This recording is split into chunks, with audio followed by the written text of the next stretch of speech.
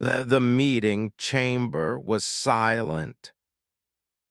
Not the silence of peace, but the silence that came when no one wanted to speak the truth. 100 alien faces, scaled, furred, feathered, and crystalline, watched the holoscreen that floated in the center of the vast circular hall. The hologram showed nothing but fire, an entire world burning. Admiral Kane, tall and thin with a body of living crystal, stood at the heart of the chamber. His body glowed a faint blue, the color of grief. Every alien knew the color meant sorrow, but also shame. He lifted one hand and the flames vanished, replaced by cold numbers on the screen. 3 colonies lost this week, he said, his voice echoing like glass striking glass. That brings the total to 52 in the last year. A murmur rippled through the chamber. Some aliens hissed through sharp teeth. Others clicked their mandibles, and a few simply bowed their heads. They come faster than we can flee, Kane continued. Faster than we can fight. The Vrar horde is not an enemy we can reason with. They consume, they spread, they kill. The word kill was heavy. These were peaceful beings, traders, farmers, philosophers, who had built the Galactic coalition of peaceful worlds to prevent war. For 300 years it had worked, but now the Vrar had come. The Vrar were nightmares given flesh, insectoid monsters with claws like knives and eyes black as oil. They did not conquer for resources. They did not enslave. They ate, alive. They will reach our core worlds in less than 2 years, Kane said. And we have no soldiers left. A dozen voices erupted at once. We must surrender, shouted a delegate with skin like wet stone. Hide, cried another. Scatter to the dark systems. Perhaps they will not find us all. They will find us, whispered a small furred creature from the outer colonies. They always find us. Admiral Kane let the panic flow for a moment before raising his crystalline hand. The chamber stilled. His body turned red, the color of anger. There is one option we have not yet discussed, came a quiet voice from the back. All eyes turned. Ambassador Julia Martinez rose to her feet.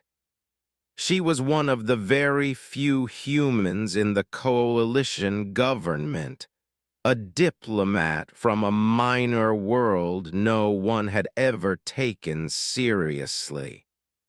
Her dark hair was pulled back, her hands shook slightly, but her voice carried strength.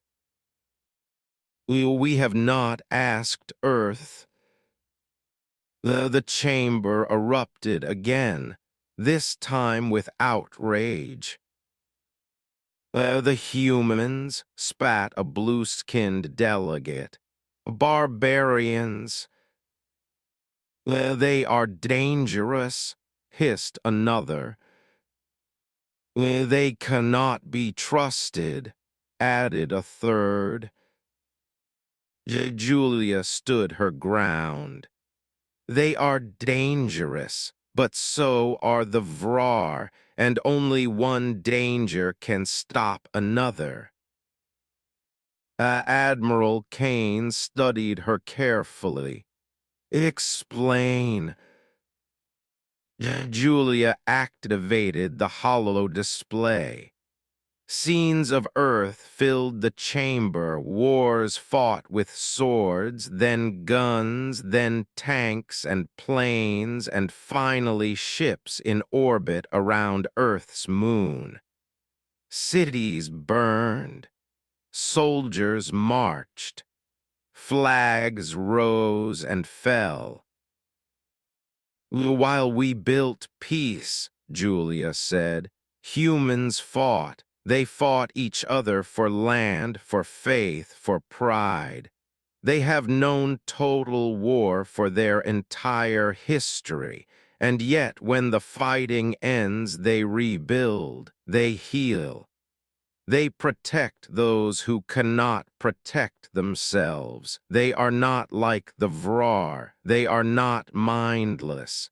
They choose to fight. And when they fight, they do not stop until they win. The images shifted. Human relief workers handing out food after disasters. Firefighters charging into collapsing towers. Soldiers carrying children from battlefields. They are violent, yes, Julia said, but they are also compassionate. They hate bullies, and the Vrar are the greatest bullies in the galaxy. Admiral Kane's body flickered between red and blue, torn between fear and hope. And why would they help us? Because we can give them what they want, Julia said simply. Faster than light travel, medicine, worlds to settle. They are still trapped in their own solar system. If we offer them the galaxy, they will fight for it. The chamber fell silent. Every representative felt the weight of the decision. Invite humans, the barbarians of the stars, into their peaceful alliance, or die screaming under the claws of the Vrar. Finally, Kane said, "Let us vote." The vote was close, terrifyingly close. But in the end, the majority agreed. A message was written, brief and desperate.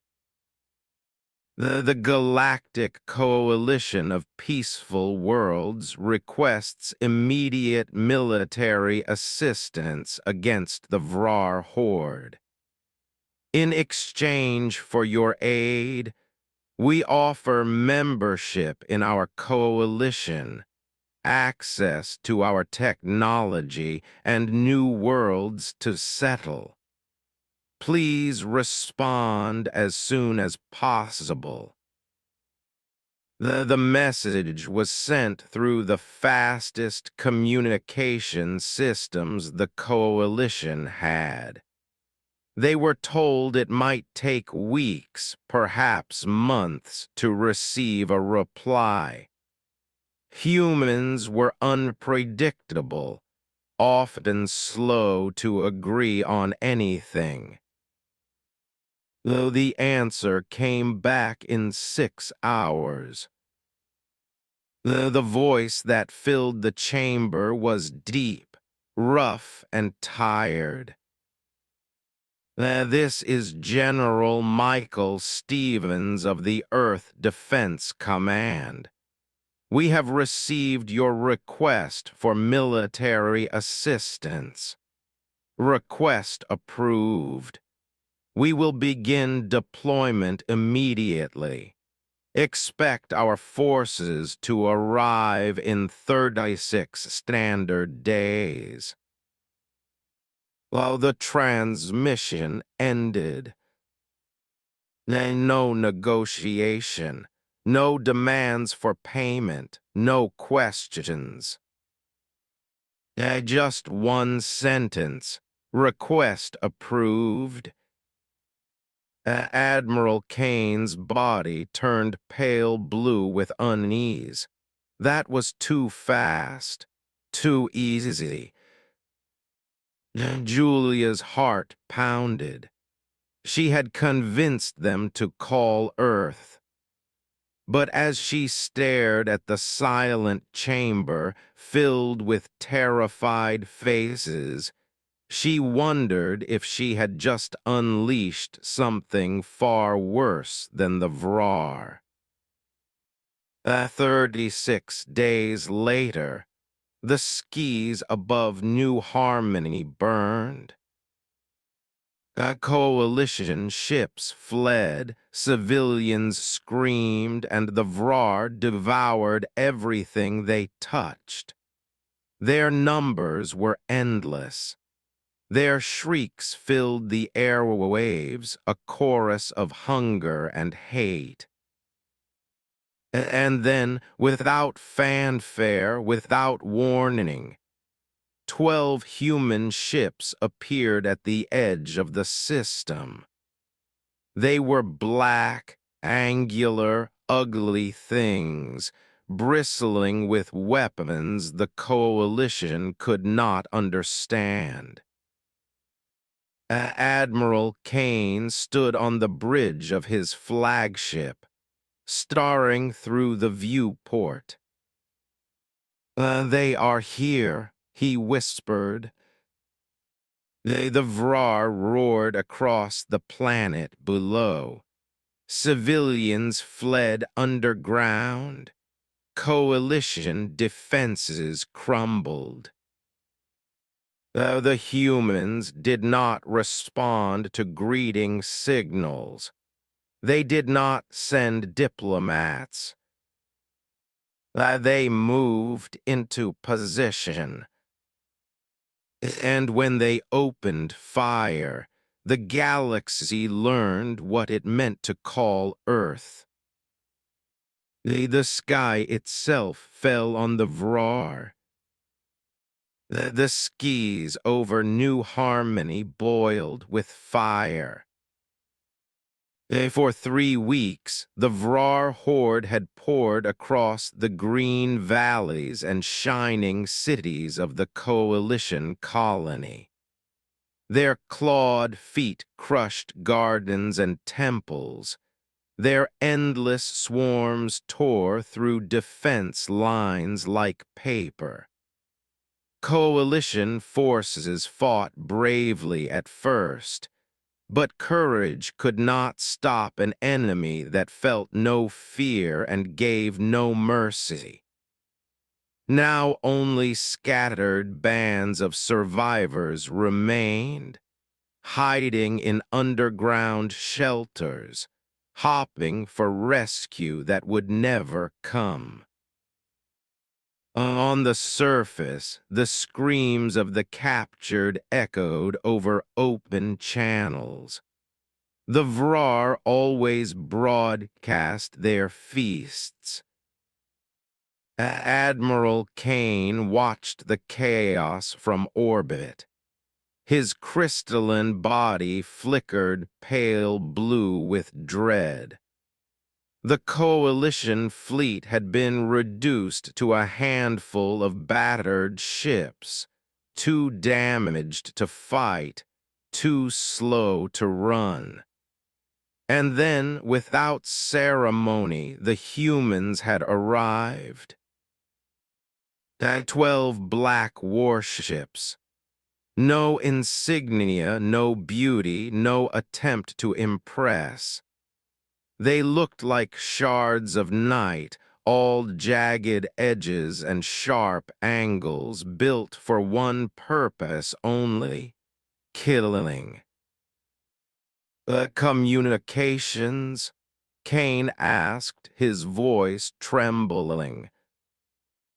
They ignore us, Admiral," said his green-skinned officer. "No reply to greetings, no identification." Kane's body pulsed red with frustration. "They must respond. We are allies now." A flash of light cut him off. From the lead human ship, a weapon fired. It was not a beam of energy. It was not a missile. It was simply a massive slug of metal launched at impossible speed. It tore through the void, slammed into a Vrar command ship, and vaporized it in a single impact. Kane gasped. What was that? His officer checked her screens.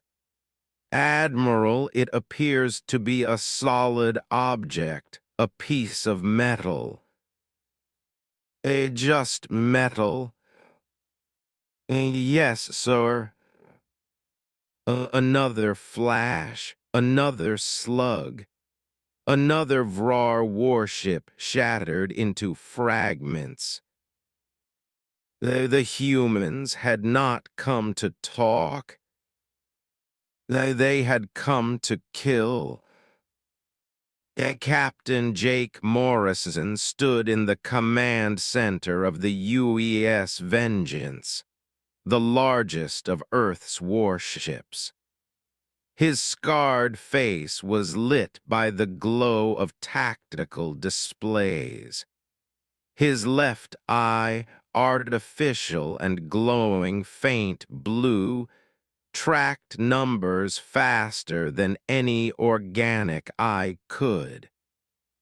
He had fought in wars all across Earth, wars of rebellion, wars of desperation, wars that had taught him one truth. "You don't win by being fair," he said to his officers. "You win by making damn sure the other side never gets up again." His intelligence officer, Lieutenant Amy Clark, read the reports. "Sir, ground forces estimated at 40,000. Hive formations across 3 continents. Air support 200 ships. Civilian population still 12 million. Morrison's jaw tightened. 12 million innocent lives. He had seen that number before in casualty reports, in refugee lists, in body counts. He would not let it happen again. "Signal the fleet," Morrison said. His voice was calm, cold, final. "Begin Operation Cleansing Fire." The first strikes came from orbit. Coalition ships fought at close range, exchanging energy beams and missile fire. Humans did not. The human fleet fired giant tungsten rods, kinetic bombardment rounds from low orbit. Each rod was nothing but a hunk of dense metal, but fired from orbit. It struck with the force of a nuclear weapon, minus the radiation. The ground shook as rods slammed into Vrar hives, flattening entire swarms in an instant. Craters swallowed enemy formations. Command centers turned to ash. The Vrar, bred for ground combat, had never faced an enemy that fought from the sky. They had no shields, no counter, no defense. Within an hour, every Vrar headquarters on New Harmony was gone. But the humans were not finished. Major Lisa Stone piloted her fighter through smoke-filled skis. The sleek black craft screamed over the ruined capital, engines howling like thunder.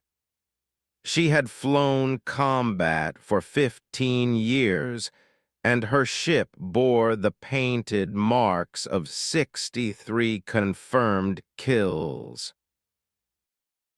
Today, she planned to make it 100. A target-rich environment, she reported over comms. Vrar air units regrouping, coordinates 77 Alpha. Confirmed, came the cold voice of Fleet Command. Engage at maximum force. The Stone smiled grimly and dove. Her fighters' computers locked onto dozens of insectoid flyers at once. Missiles streaked away, each one guided by its own artificial brain. They dodged, turned, hunted, and struck with precision. The sky filled with explosions. The Vrar screamed in fury and confusion. They were fast, but they were not trained for dogfights against humans, a species that had made war in the air for over a century. Within minutes, the alien Air Force was nothing but burning wreckage raining onto the city below. The Stone pulled her fighter up, breathing hard. Sector clear, moving to next nest. On the ground, the real work began.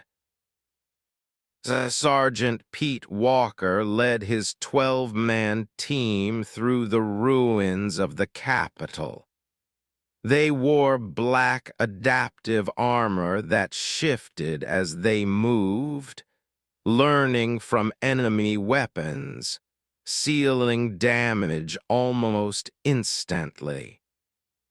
Their weapons were modular, reconfiguring with each pull of the trigger.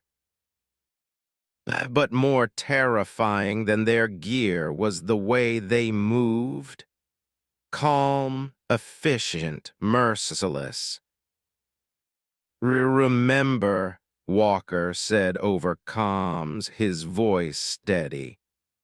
They're not soldiers, they're animals. You don't fight animals like equals. You exterminate them like a plague. The team moved like shadows through burning streets. When they saw Vrar feeding on civilians, they did not hesitate. No speeches, no warnings, just gunfire, precise, controlled, final.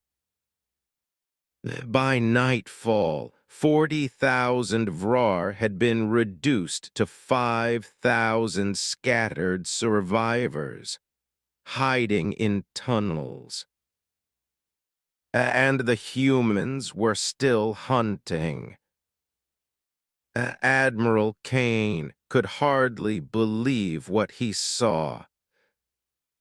They accomplished in one day what we could not in 3 weeks, whispered his officer. Yes, Kane said. His body flickered between blue and red, grief and fear. But at what cost? Reports streamed in, entire cities leveled, hives obliterated, whole regions reduced to craters. Civilian casualties were lower than expected, but the destruction was vast. Kane felt a cold unease. These humans were not saviors. They were executioners. And yet, without them, New Harmony would already be a graveyard.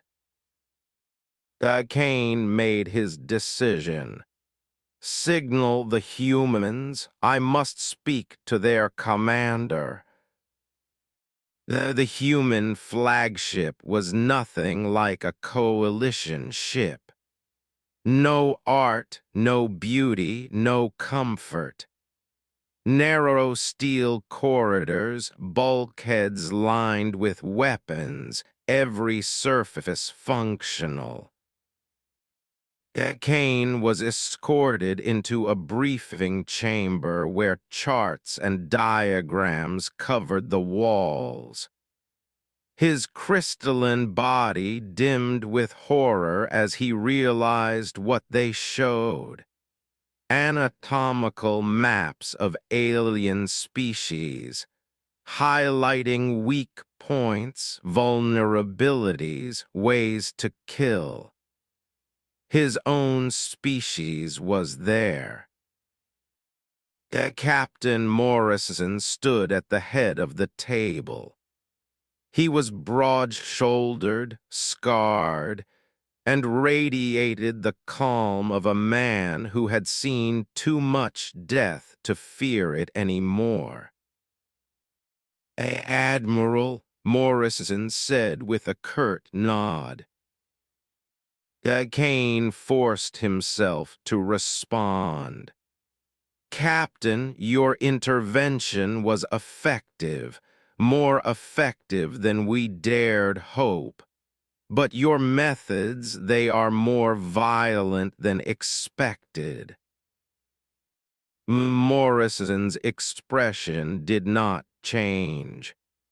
Admiral, you asked for military assistance against a hostile force. We provided it. Kane's body turned purple with unease. Surely there must be another way, perhaps negotiation. No, Morrison's voice cut like a knife. We studied the Vrar. They're not a civilization. They don't negotiate. They consume like locusts. The only solution is extermination. Kane froze. Extermination. Morrison gestured to a chart showing the Vrar queens. 7 of them, each controlling vast swarms. We don't need to fight billions, Morrison said calmly. We only need to kill 7. Without their queens, the drones collapse. The entire horde dies in days. Kane's body flickered violently, red and blue clashing across his crystal skin. You are talking about genocide? Yes. Morrison's scarred face was as calm as if he were discussing weather. That's exactly what we're talking about. The chamber fell silent. Kane felt sick. Billions of lives, billions of deaths, spoken of like numbers on a screen. Admiral, Morrison said softly, almost kindly. You came to us for help because your peaceful ways failed. This is how humans fight. You wanted soldiers. What you got were executioners. Kane stared into Morrison's cold, artificial eye. And in that moment, he realized the terrible truth. The Vrar were not the only monsters the galaxy had to fear. The war room aboard the UES Vengeance glowed with harsh white light. Human officers stood around a circular table, faces grim, eyes fixed on the holographic display at its center. The image showed 7 glowing red spheres scattered across the galaxy. Each sphere represented a queen. Admiral Kane sat among them, his crystalline body dimmed to a faint gray, the color of dread. He had never felt smaller in his long life. These humans planned to kill entire worlds without hesitation.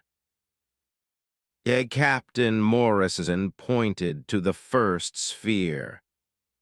Vrar Prime, War Mother, controls all military operations. Estimated 60,000 guards plus planetary defenses. He tapped another. Breeding Mother, Swamp World, egg-laying facilities stretching for hundreds of kilometers. One by one, he named them. The feeder mother who ran the food farms, the builder mother who oversaw construction, the memory mother who stored hive knowledge, the scout mother who controlled exploration, and the controller mother who directed them all. 7 queens, Morrison said flatly. 7 targets, kill them and the horde collapses. Kane's voice cracked. That is genocide.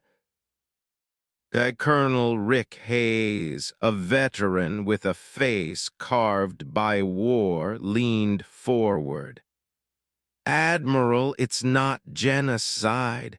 It's pest control. Kane recoiled. His body turned crimson with outrage. These are sentient beings. They are not sentient, Hayes replied, his voice like gravel. They're drones, instinct machines. Without the queens, they can't think, can't eat, can't live. You've studied them yourself. You know it's true. Lieutenant Amy Clark activated the display again. A new image appeared. The brain of a Vrar drone. Primitive, tiny, little more than a lump of nerves. See this, Clark said. Barely more complex than a beetle, no self-awareness, no choices. Every order comes chemically from their queens. You cut the chain, they die. Cain's body turned a sickly green, the color of disbelief. But 2 billion will perish. Morrison locked eyes with him. How many of your people have died so far? Cain hesitated. 40 billion. How many more if we don't act? Cain thought of the ruined colonies, the screams broadcast over open frequencies. He saw the number clearly in his mind. Another 100 billion. Morrison nodded.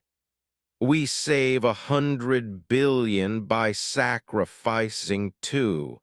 That's not genocide, Admiral, that's math. The room was silent. Only the hum of machinery filled the space. Finally, Morrison looked at his officers. Deploy the teams. They called them hunter-killers. Each team consisted of 12 soldiers, each hand-picked, each enhanced.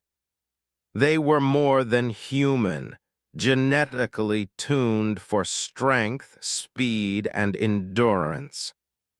Their armor was adaptive, their weapons reconfigurable, their training relentless. They were the tip of the spear. Sergeant Pete Walker led Team Alpha.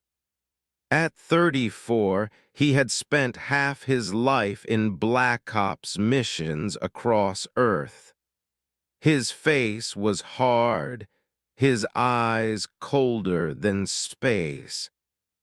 He gathered his team in a briefing chamber where the hologram of Vrar Prime spun slowly in the air. The War Mother, Walker said, his voice low and steady. She runs their military. Kill her and the Horde loses its coordination.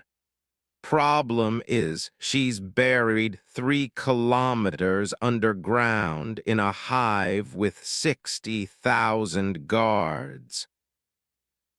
A young corporal with dark hair raised her hand.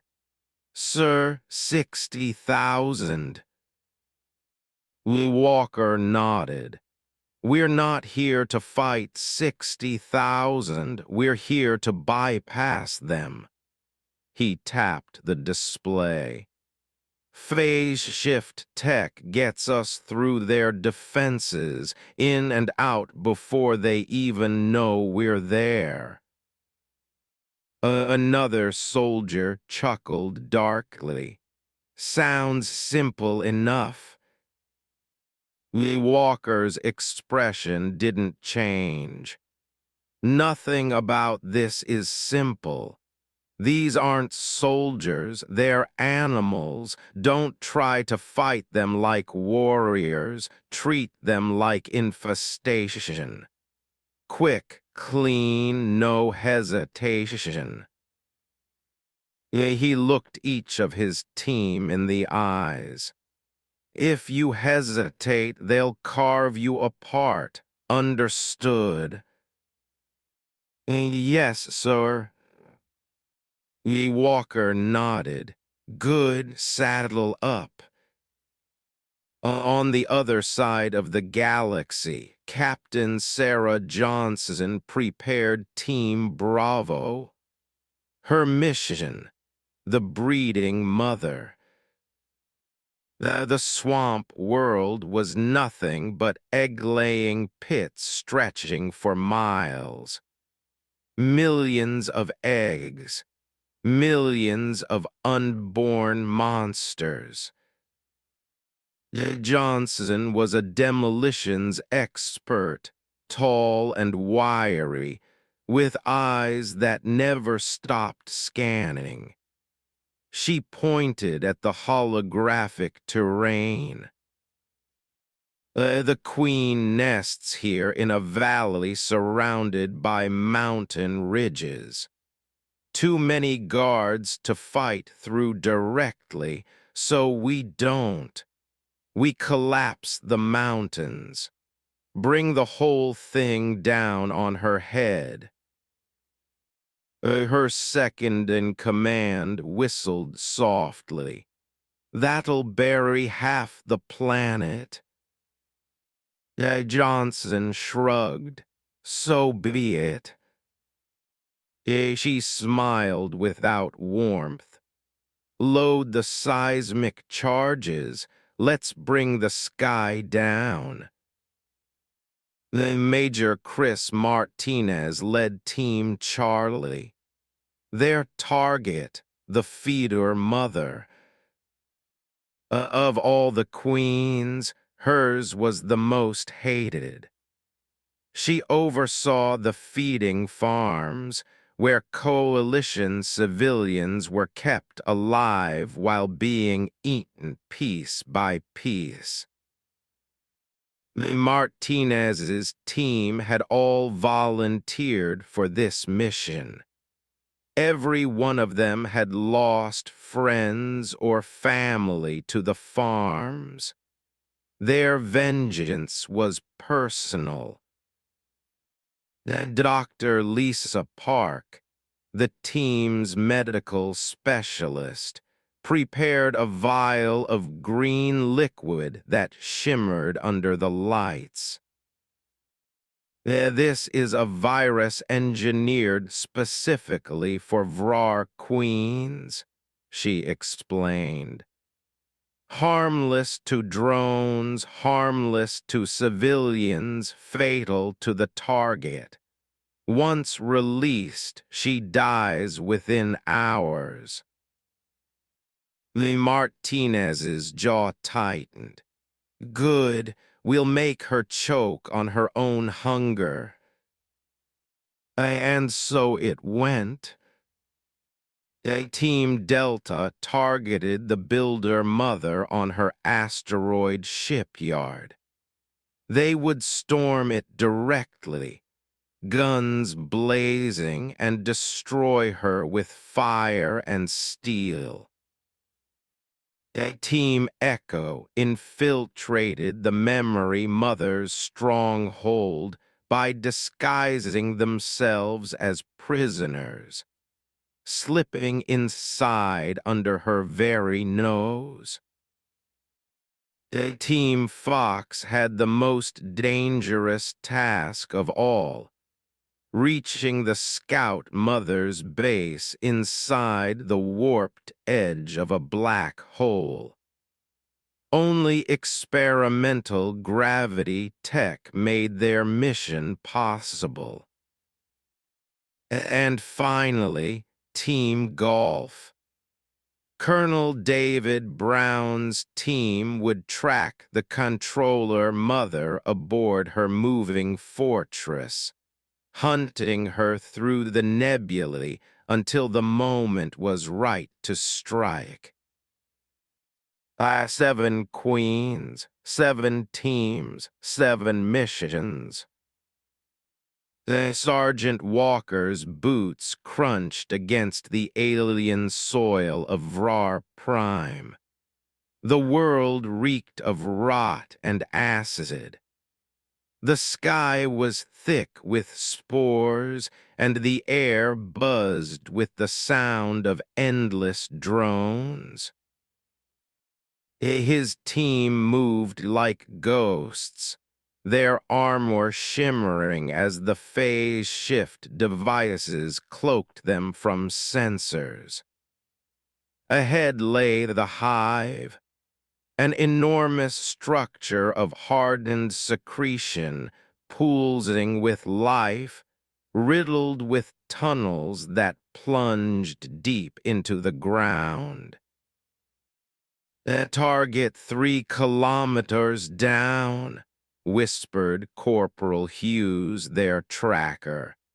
Her scanner glowed faintly, picking up the heat of the Queen chamber far below. And the intel was right. At least 60,000 guards. Ye Walker grunted. 60,000 won't matter if we stay quiet. Move. The team slipped through the outer walls as if they weren't there, their phase shift bending matter itself. They passed unnoticed through swarms of worker drones, through walls dripping with slime, down tunnels alive with pheromones.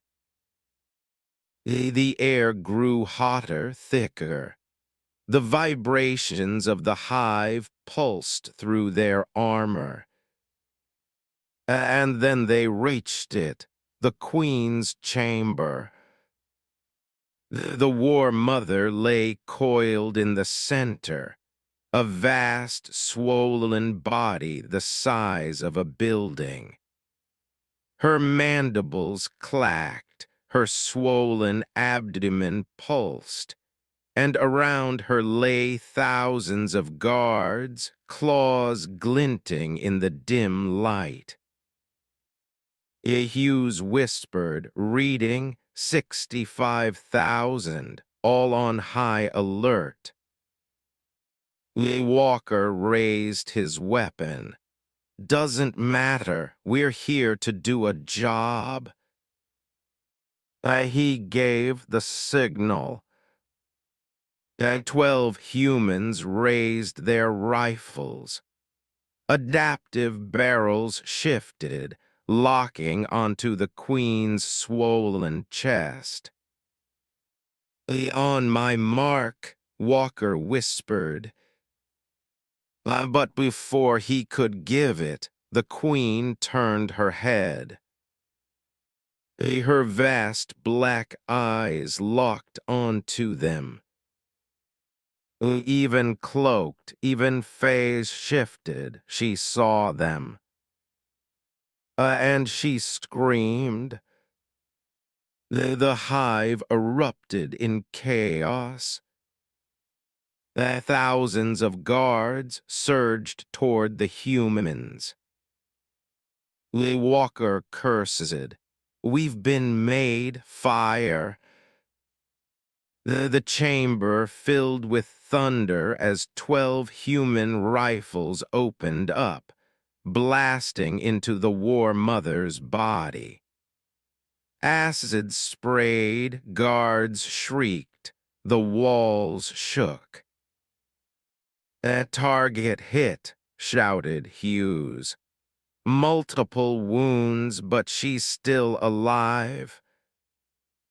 The Queen reared up, mandibles wide, and unleashed a piercing psychic shriek that slammed into the humans like a wave. Walker staggered, blood streaming from his nose. She's signaling the entire hive, Clark shouted. Walker wiped the blood from his face and grinned grimly. Then let's kill her before they arrive.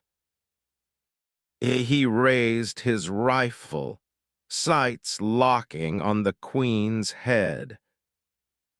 The hunter-killers, he growled. Finish the job. The War Mother's chamber exploded into chaos. Sergeant Pete Walker's rifle roared in his hands, the adaptive weapon spitting streams of molten projectiles into the Queen's swollen body. Around him, his team fired with mechanical precision. each burst aimed at a vital organ or nerve cluster. The war mother shrieked, the sound vibrating through the bones of the hive. Her mandibles clacked, spraying acid into the air. Guards swarmed, tens of thousands of armored drones surging forward like a living tide. "Hold your ground," Walker bellowed. But even as they fought, he knew the math. 12 humans against 65,000 drones. The numbers were impossible. Unless they didn't play by the numbers. "Charges," he shouted. Corporal Hughes slammed a pack of explosives against the wall.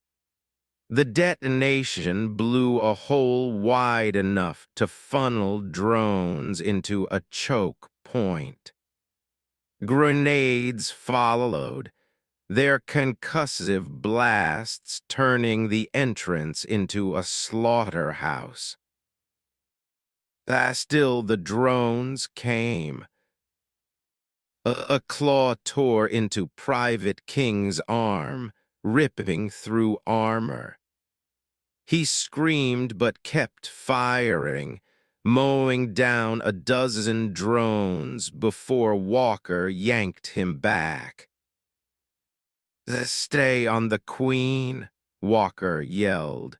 "Ignore the swarm." The team shifted fire, rifles spitting streams of adaptive rounds. Each hit burned holes in the war mother's carapace, green ichor spraying in geysers. She writhed, her psychic shrieks rattling their helmets. "A target weakening," Hughes cried. "Keep pushing." Walker charged forward, closing the distance. Acid hissed off his armor as he rammed a grenade into one of the Queen's open wounds. He dove back just as the blast ripped a crater into her chest. The war mother convulsed. Her psychic cry cut through every mind in the hive. Drones froze mid-charge, confused, stumbling. Walker raised his rifle one last time. "For every colony they burned," he whispered. He fired a single round straight into the Queen's head. The war mother went still. The silence fell. Then the drones collapsed, twitching once before going limp. "Stratus," Walker gasped, his armor dripping with ichor. Hughes scanned. "She's dead, sir. Signal gone, whole army down." Walker exhaled slowly, his chest heaving. They had killed the war mother. One down, 6 to go. On the swamp world, Captain Sarah Johnson crouched in waist-deep muck, her team planting seismic charges around the valley. The breeding mother writhed in the distance, her swollen body spewing streams of eggs into pits where workers tended them. Millions of eggs, millions of unborn horrors. "Charges set," her demolitions expert reported. Johnson tapped her comm. "Fleet, this is Bravo, we're green." "Confirmed," came the reply. Johnson's finger hovered over the detonator. She thought of the worlds the Vrar had consumed, the children torn apart for food. Her jaw tightened. She pressed the trigger. The swamp erupted. Entire mountainsides collapsed inward, crashing down in a chain reaction. The valley imploded, swallowing the breeding mother, her guards, and millions of eggs in a single apocalyptic roar. When the dust settled, the valley was gone. The breeding mother was no more. Two down. Team Charlie moved through shadows. The feeder mother's world was worse than any nightmare. Prisoners were kept in cages, their bodies mutilated, their screams echoing across the swamps. Some begged for death, others sobbed silently, broken beyond repair. Major Chris Martinez clenched his jaw. Every scream cut into him. His own brother had been taken years ago, his last messages filled with sobs before silence. "Deploying virus," Dr. Park whispered. They slipped into the hive's ventilation system. With careful precision, she released the vial of shimmering green liquid. The virus dispersed instantly, carried on every breath of air. Hours later, the feeder mother convulsed in her chamber, her massive body shuddering as the virus shredded her organs. She collapsed in a heap, her psychic signal cut short. Drones froze mid-feed, jaws still dripping with blood. Then they collapsed lifeless beside their victims. Martinez opened the cages himself, one by one. Survivors crawled out, some collapsing at his feet. He whispered, "You're safe now, it's over." But deep down, he knew it was only over for this world. Three down. On the asteroid shipyard, Team Delta stormed the Builder Mother's fortress. The corridors echoed with gunfire and explosions as Sergeant Mike Foster led his men through swarms of drones. Their adaptive weapons cut through steel walls and chitin alike. Every corner brought more enemies, but the humans pressed forward without hesitation. At last, they reached the central chamber. The Builder Mother loomed, her body fused with construction machinery, her limbs weaving ships and weapons from living resin. A Foster grinned savagely. "Burn her." The flamethrowers roared. The Queen shrieked, her body melting under the inferno. The shipyard's walls collapsed in fire, the entire asteroid shattering as the team retreated to their dropship. Before down, Team Echo's mission was madness. Disguised as prisoners, they had let themselves be captured. Shackled, beaten, dragged through tunnels into the Memory Mother's sanctum. She loomed above them, her massive head fused into a web of living conduits, absorbing knowledge stolen from countless species. Lieutenant Sam Phillips waited until the drones left. Then he snapped his chains, his armor shimmering into place. His team followed, weapons snapping into their hands.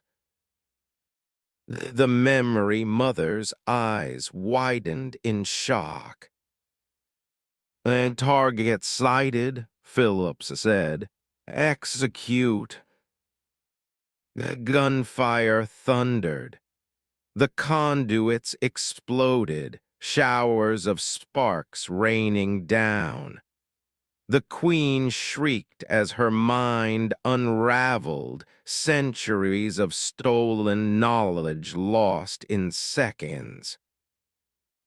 Her last psychic cry was a scream of confusion, cut short as a bullet tore through her brain. "5 down." Team Fox walked where no human should. The Scout Mother's fortress existed at the edge of a black hole, half inside normal space, half beyond.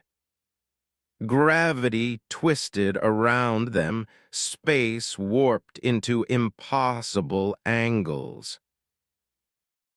Captain Helen Wright's team moved carefully, their gravity harnesses keeping them alive in the storm. "There she is," Wright whispered. The Scout Mother floated in a chamber of warped reality, her body stretched and distorted, her many eyes scanning star maps. "On my mark," Wright said. They fired. Weapons tore through the twisted air, ripping into the Queen's body. She convulsed, her warped screams bending space itself. Then she went still. The black hole raged, but the Scout Mother was gone.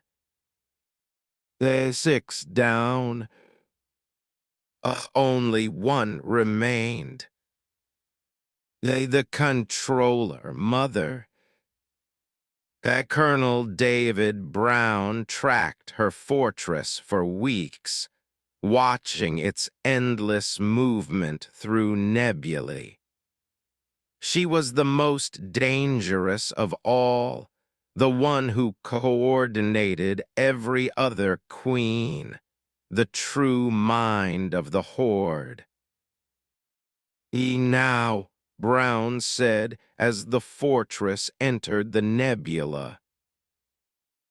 Boarding pods slammed into the hull. Brown's team cut their way inside, fighting through endless corridors of drones. At last, they burst into the central chamber. The Controller Mother towered before them, her body fused into a vast web of tendrils and conduits, her psychic power radiating across the stars. Brown raised his rifle. End it. The gunfire filled the chamber. Explosions tore through conduits. The controller mother shrieked, her psychic scream rattling the galaxy. But she did not die. Instead, her scream deepened, spreading across every channel, every frequency. Admiral Kane clutched his head on the Coalition flagship. What is this? The humans paled. For the first time, fear flickered across Morrison's scarred face. She's not dying, he whispered. She's broadcasting. Across the galaxy, the last queen of the Vrar sent a single message, etched into the minds of every living being. You cannot kill us all. We are already inside you. And then coalition outposts. Safe, distant worlds far from the front began to scream as Vrar drones erupted from within their own populations. The scream echoed across the galaxy. From the ruins of the controller mother's fortress, her psychic cry reached every living mind.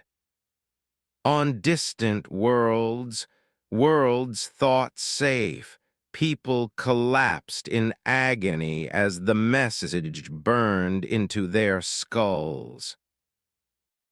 You cannot kill us all. We are already inside you.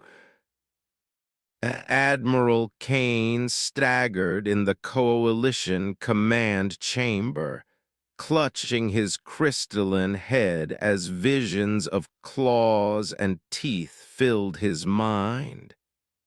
His body glowed a terrified white. Around him, officers cried out in horror, their voices cracking in every tongue.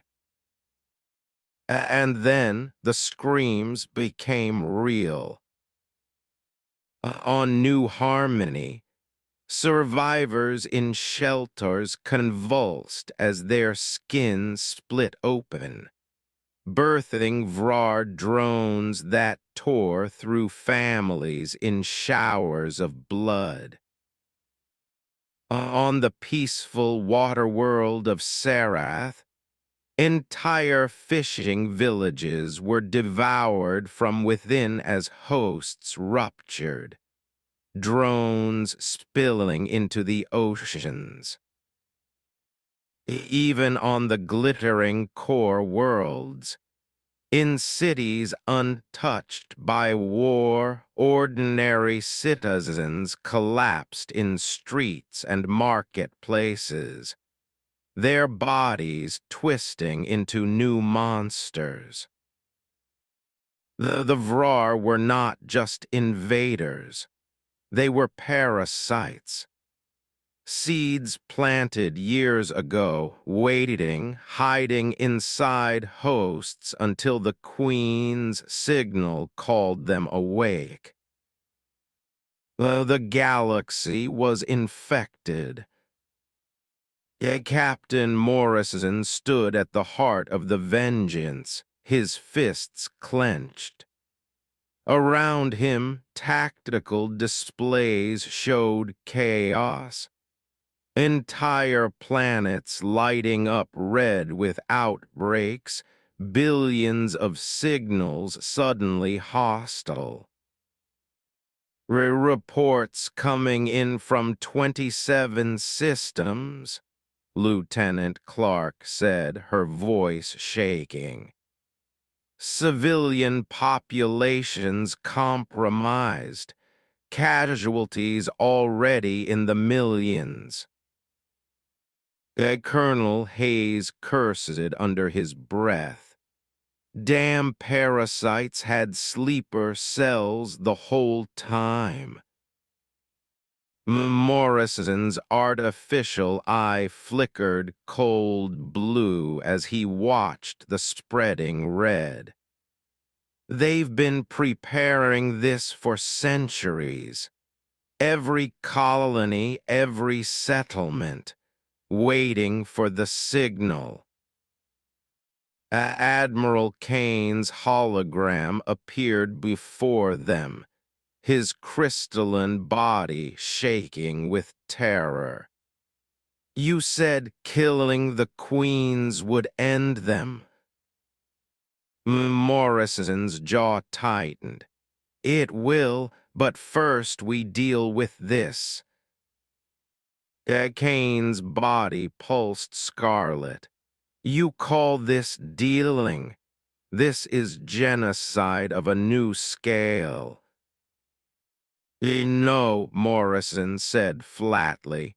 This is quarantine. On the colony world of Serath, the ocean boiled with drones. The coalition fleet tried to contain the outbreak, but their energy beams only scorched the surface. The waters churned with millions of Vrar, birthing in endless waves. Sergeant Pete Walker and Team Alpha were redeployed immediately. Their dropship screamed through the storm clouds, weapons armed. Below, the once beautiful seas were black with writhing bodies. Command orders? Hughes asked. Walker checked his wrist display. His face went pale. They're ordering us to sterilize the planet. The team fell silent. Sterilize meant orbital bombardment, turning oceans to steam, continents to ash. Millions of innocents still lived there, untouched by infection. Hughes whispered, "There are children down there." Walker's voice was steel. "There are monsters down there, too. If the infection spreads, the entire coalition is gone." He keyed his comm. "This is Alpha. Confirm order sterilization." Morrison's voice came back cold as iron. "Confirmed." Walker closed his eyes for 1 second. Then he gave the order. The sky rained fire. Orbital strikes boiled oceans, shattered islands, turned the surface of Serath into a burning wasteland. The Vrar shrieked as their hosts died by the billions. So did the innocent. When the bombardment ended, Serath was silent. Walker stared at the dead planet below. "God forgive us," he whispered. The same scenes unfolded across the galaxy.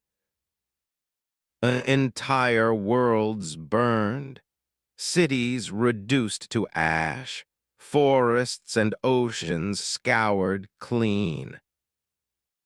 For every Vrar drone destroyed, thousands of innocents died. But the humans never hesitated.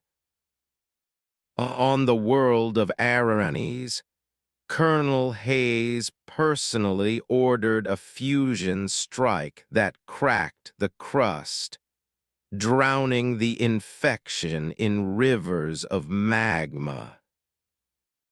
On Telrose, Major Martinez watched through tears as his team detonated orbital warheads, vaporizing the very farms where his ancestors had once traded. And on New Harmony, where it had all begun, Admiral Kane witnessed human bombers incinerating entire districts, districts filled with his people. He collapsed in despair. His body flickered between red and blue, anger and grief. "You promised salvation," he whispered. "You've brought only fire." Morrison stood before his officers, his face carved in stone. This is war," he said. "War isn't clean. War isn't merciful. We burned our own cities once to stop plagues. We bombed our own people to end uprisings. We do what's necessary to win." Lieutenant Clark shifted uncomfortably. For the first time, doubt flickered in her eyes.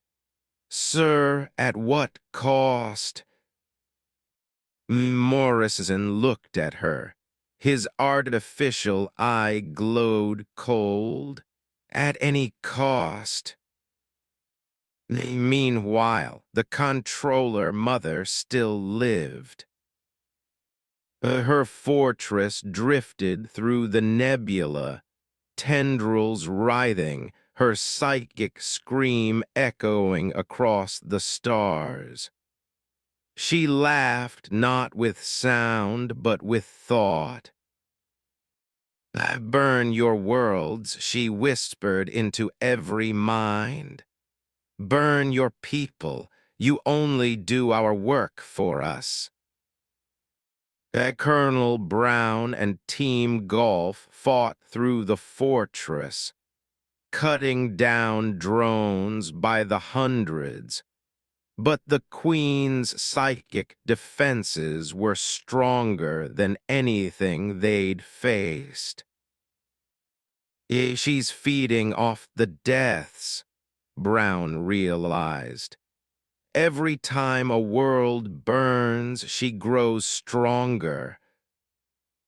They pressed forward, but the fortress shook, walls closing like a living trap. Sir, we won't make it," his second shouted. Brown gritted his teeth. "We'll make it, or we'll die trying." Admiral Kane returned to his quarters aboard the Coalition flagship. He stared into the mirror, his crystalline face pale with despair. For centuries, his people had built peace. They had believed in reason, in unity, in life. Now he watched everything burn. And it was not the Vrar who lit the fires. It was Earth. A voice interrupted his grief. "Admiral Kane." He turned.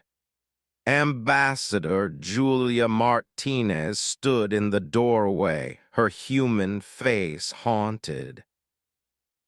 "You wanted our help," Kane said bitterly. I wanted survival, Julia whispered. But I never imagined, her voice broke. This isn't salvation, this is annihilation. Kane's body flickered purple, the color of desperate hope. Then stop them. Julia shook her head. I can't, not anymore. They don't listen to diplomats. They only listen to war. She hesitated, then leaned closer. But maybe they can be made to see, if they're forced to. Kane studied her. For the first time, an idea sparked in his mind. Dangerous, treasonous, but maybe the only way left. On the bridge of the Vengeance, alarms blared. New readings, Lieutenant Clark shouted.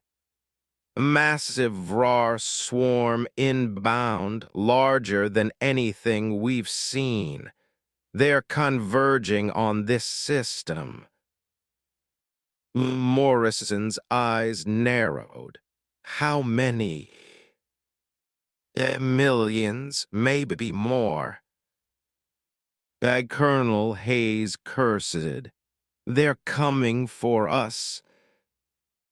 Morrison's artificial eye flickered as he studied the tactical map. For the first time, his voice lost its certainty. Prepare all ships, he said quietly. If we fall here, the galaxy falls with us. The nebula outside shimmered with movement. The swarm was coming, endless, hungering, furious.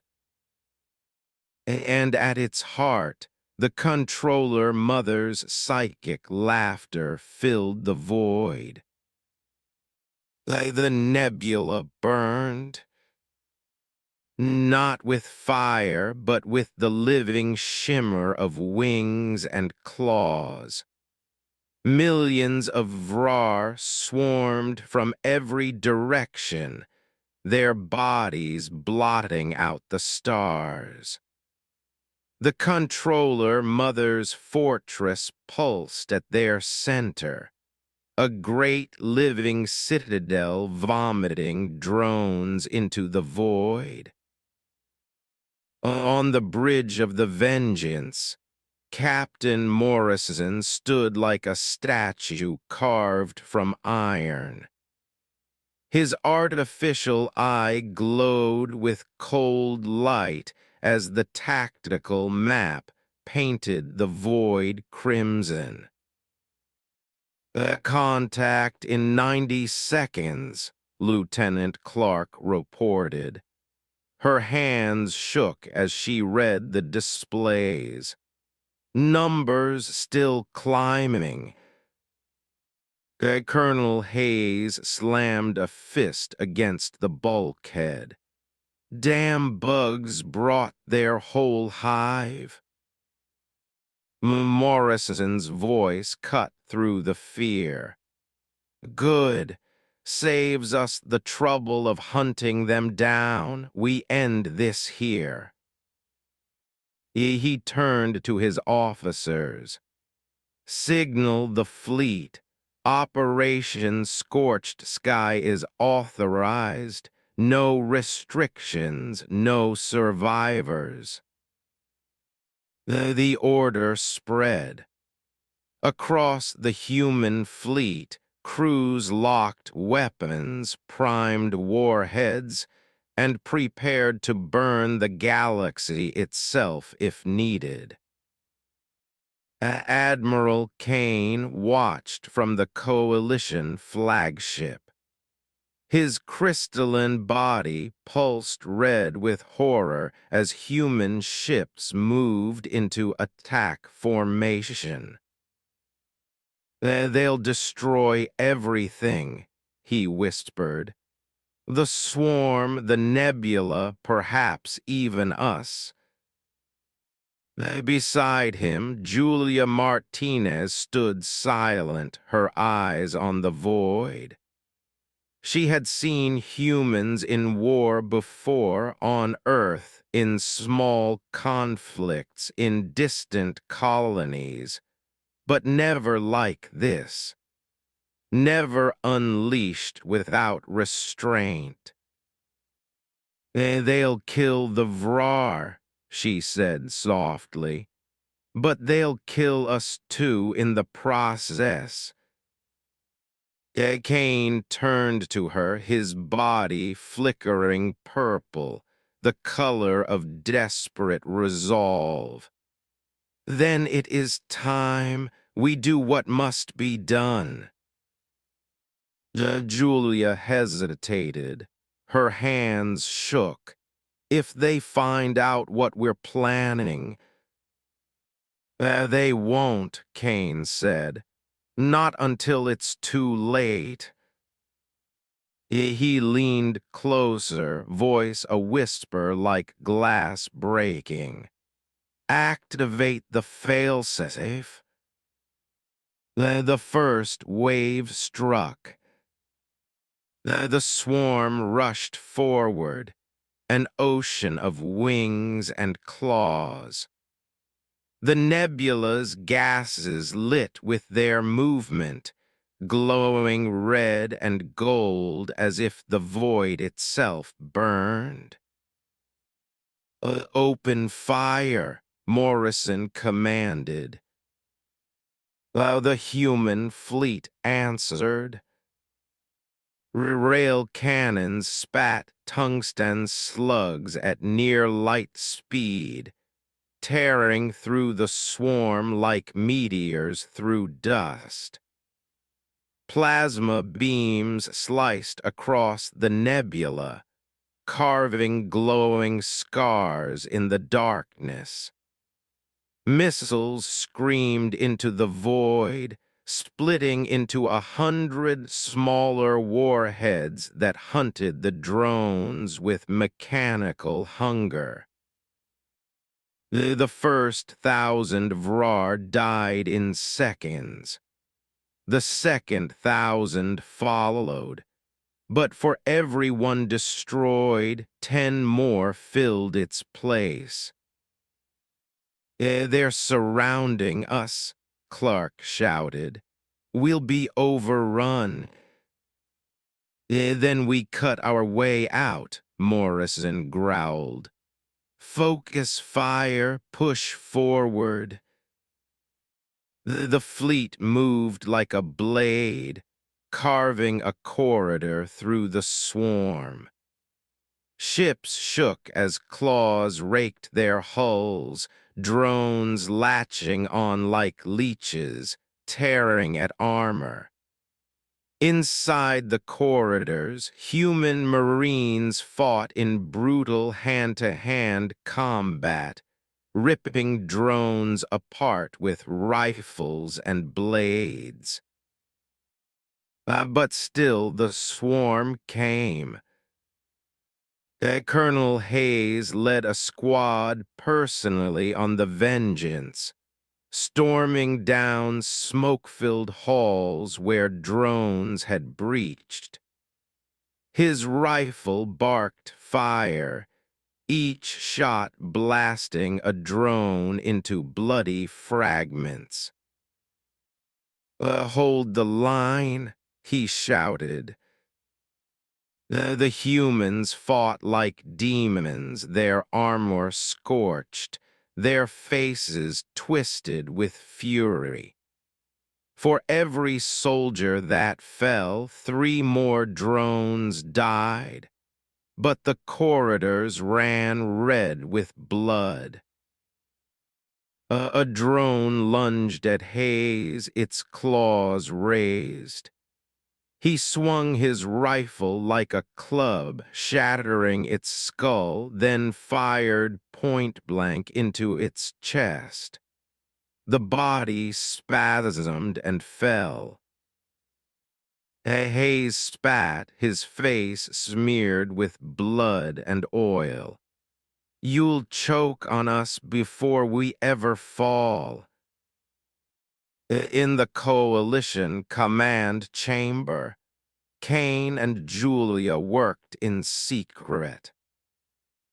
Kane activated a hidden console, its surface glowing faint blue. "The Shadow Council prepared this long ago," he explained. "A last resort in case humanity ever turned against us." Julia's heart pounded. "A weapon." Kane shook his head. "A lock." The display showed human ships, their ugly angular hulls outlined in red. Every coalition system has been studying their technology since they arrived. We cannot match it, but we can disrupt it. We designed a failsafe to disable human fleets if they ever became a threat. Julia stared at him. "And now you want to use it?" Kane's body pulsed blue with sorrow. "I don't want to, I must." Julia swallowed hard. She had begged her people to call Earth. She had believed in humanity's strength, their compassion. But watching Morrison unleash hellfire without hesitation, she realized what Kane already knew. The humans would save the galaxy and then rule it. "Well, what happens if we trigger it?" she asked. Kane's glow dimmed. "Their ships will shut down, engines, weapons, everything. They will be blind and helpless." Julia's voice trembled. "In the middle of battle, they'll all die." Kane turned his gaze to the hologram of the swarm.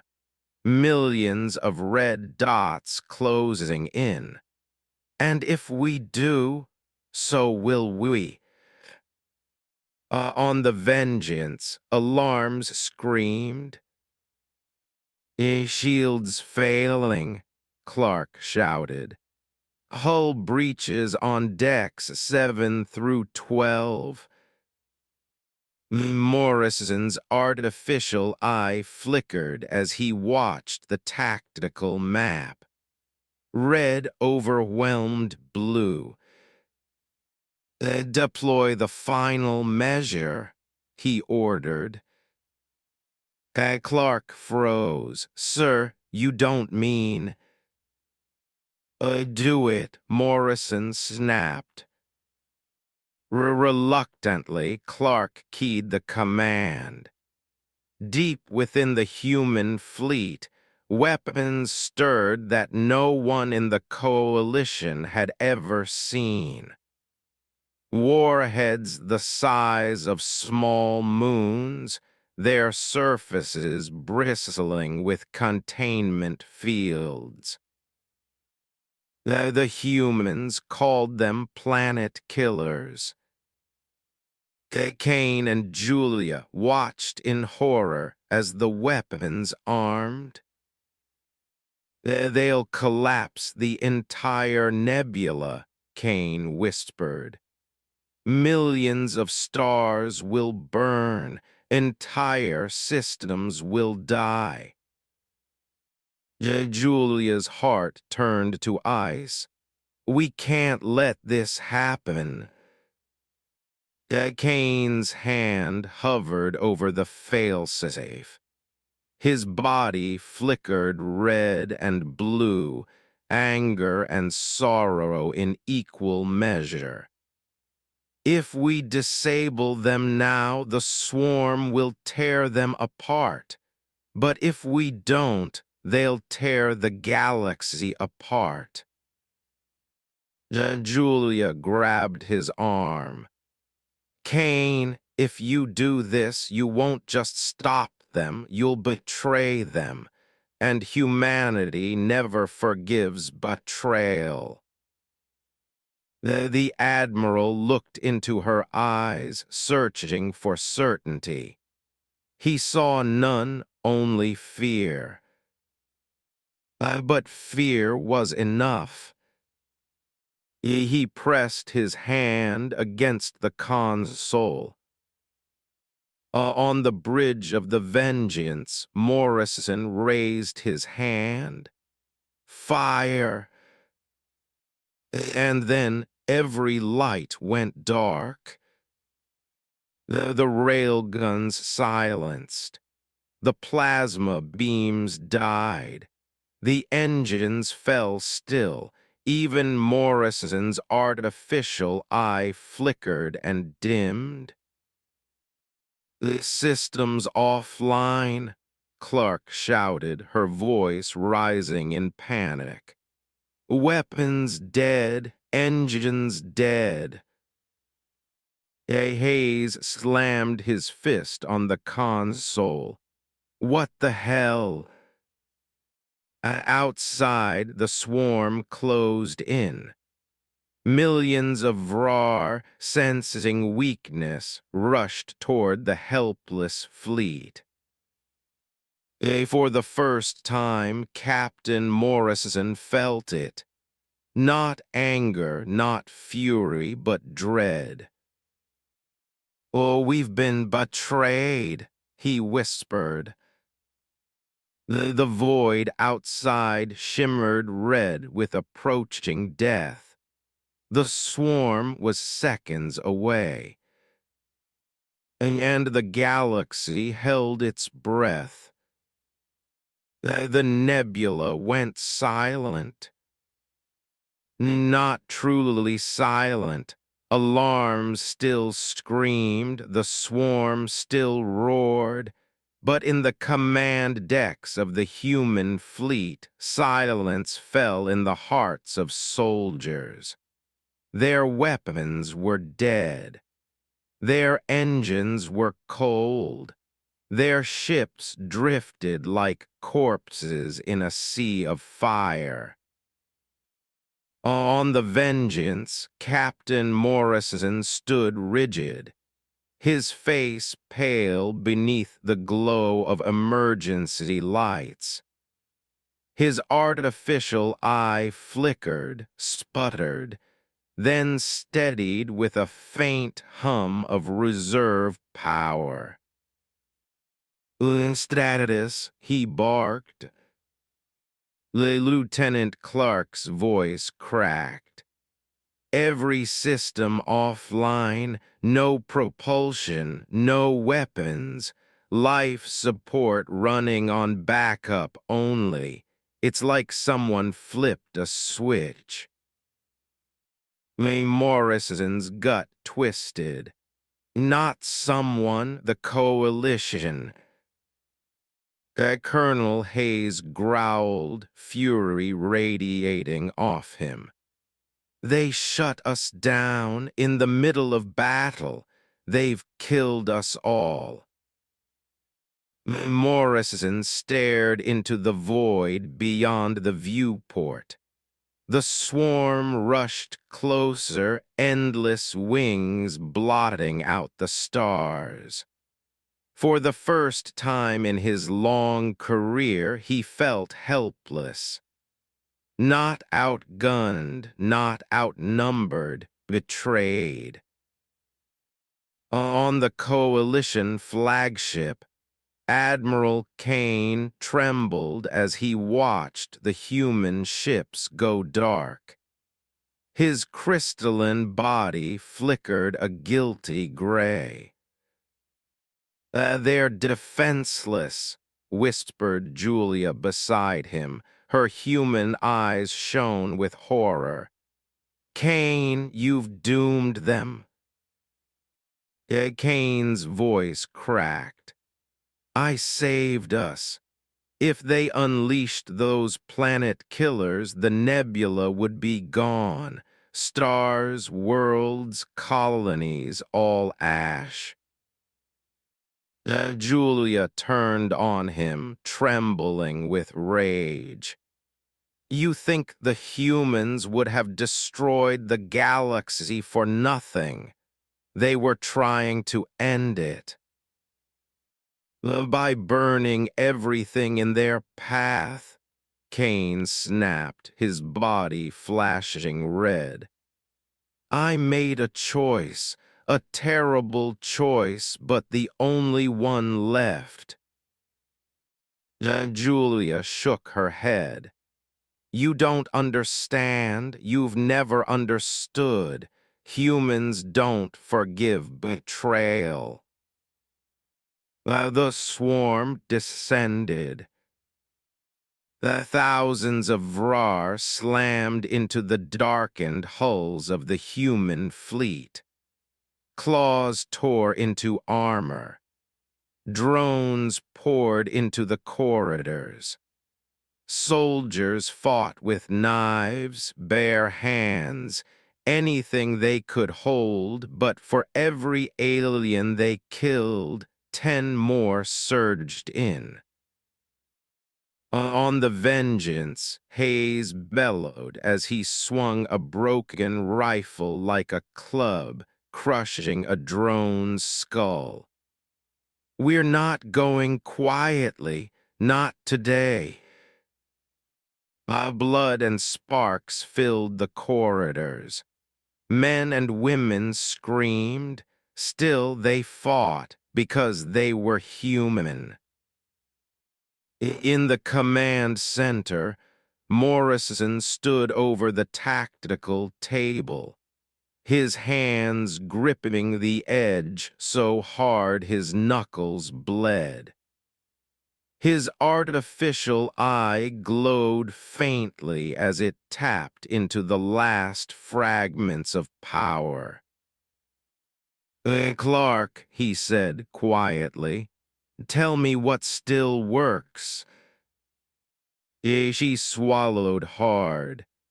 "Backup power to sensors, life support, internal comms, that's it." Morrison's lips curled in a bitter smile. "That's enough." Admiral Kane stared as one by one the human ships went silent. No weapons, no shields, just shadows in the nebula torn apart by the swarm. And yet they kept fighting. On the holoscreens, Kane watched humans repel borders with knives and fists. He saw engineers wiring explosives from scraps, medics wielding scalpels as weapons, pilots ramming crippled fighters into the swarm to buy seconds for their comrades.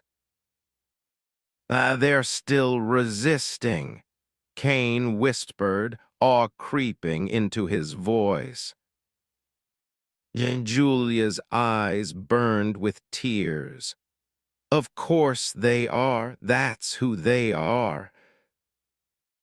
Kane turned to her, his glow shifting, uncertain. "We doomed them." Julia grabbed his arm. "Then undo it before it's too late." On the Vengeance, Morrison's voice echoed through the internal comms. Calm, unshaken. This is Captain Morrison. We've been betrayed. Our fleet has been gutted. Our weapons stripped away. The coalition left us to die. He paused. All across the ship, soldiers froze, listening. But hear me now, we are still human. And humans do not die on our knees, we fight. With guns, with blades, with teeth if we must. We fight until nothing moves but us. Because if death comes, it will find us standing. A roar answered him, rising from every deck. A sound not of despair, but defiance. Though the humans prepared their last stand. Admiral Kane closed his eyes. His crystalline body flickered purple, fear and sorrow mixed with a faint light of hope. He touched the console. Failsafe disengaged. On the Vengeance, the lights roared back to life. Engines hummed, railguns spun, plasma beams blazed. Clark gasped, systems restored. Morrison's artificial eye flared bright blue. His voice thundered like a war drum. Weapons free, all batteries fire. The fleet roared awake. Railguns shredded the swarm in burning lines of molten shrapnel. Plasma beams carved through wings and claws, splitting the nebula with searing light.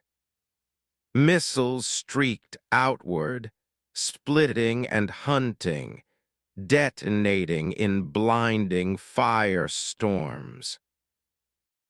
The swarm faltered. For the first time, the endless tide broke. Morrison bared his teeth. Now, planet killers target the controller mother. Sir, Clark whispered, the blast will collapse the nebula, entire systems. Do it, Morrison growled. Admiral Kane's body blazed scarlet with alarm. No, he's still going to fire. Julia grabbed his arm. Then stop standing here, help him aim. Kane froze. Help him. You shut them down once, Julia snapped. But the humans are still fighting for us, for everyone. If they die, we die too. So if this weapon must be fired, make sure it only kills the swarm. Kane's glow shifted. Slowly, he reached to the console, linking the coalition's targeting network to the human fleet. Together, human precision and coalition foresight aligned. The planet killer launched. A black spear of metal the size of a mountain streaking through the nebula. The swarm turned, sensing doom, hurling itself in front of the weapon, sacrificing thousands to block its path. But it was too late. The warhead struck the controller mother's fortress. For a heartbeat, nothing happened. Then the nebula exploded. A star's worth of fury tore through the void. The fortress shattered, torn apart in a blaze of fire and light. The psychic scream that had haunted the galaxy cut off in an instant. The swarm convulsed. Without the mother's call, they scattered, mindless, collapsing into chaos. Ships drifted. Bodies froze. The tide was broken.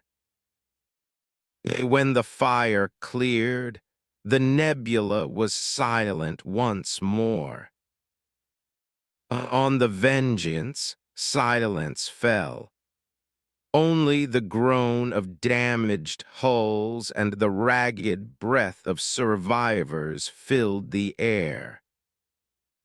And Clark whispered, "It's over." A haze collapsed against the bulkhead, bloodied and exhausted. "Over," he echoed, though his eyes were hollow. Morrison stood at the viewport, his artificial eye dim again. He stared into the burned remains of the swarm, and his voice was quiet. "Not over, never over." Days later, the coalition gathered again. But this time the chamber was not filled with fear. It was filled with tension. Admiral Kane stood at the center, his crystalline body pale. Julia Martinez stood beside him, her shoulders heavy with guilt. Across from them, Captain Morrison entered alone. His uniform was scorched, his face scarred, but his stride was steady. "You betrayed us," Morrison said coldly. Kane bowed his head. "I saved the galaxy." "You nearly killed us all," Morrison growled. Julia stepped forward quickly. "And you nearly burned entire systems alive. Both sides went too far. Both sides did what they thought was necessary." The chamber fell silent. All eyes turned to Morrison. He let the silence stretch before speaking. His voice carried the weight of fire and ash. "You called Earth. We answered. We bled. We burned. We killed the monsters. And now you see what that cost." He looked at Kane, then swept his gaze across every representative. "You wanted soldiers. What you got was executioners. And now you will live with that truth. You will remember that peace was bought not with treaties, but with blood and fire." Kane's body dimmed, sorrow heavy. "And what happens now?" Morrison's artificial eye glowed faintly. Now we hold the line, we build the wall, we keep the monsters out, because you cannot, because someone has to." He turned to leave, but paused at the doorway. His final words hung in the chamber like a knife. "You asked for humanity. You will never be rid of us. That 10 years later, children across the coalition played in safe streets under safe skies. They asked their parents about the time before the humans came. The parents told them stories of monsters, of fire, of fear, and of the strange, terrible allies who had saved them. Some whispered gratitude, others whispered dread. But all remembered, because when the galaxy called Earth, Earth answered. And the galaxy would never be the same again.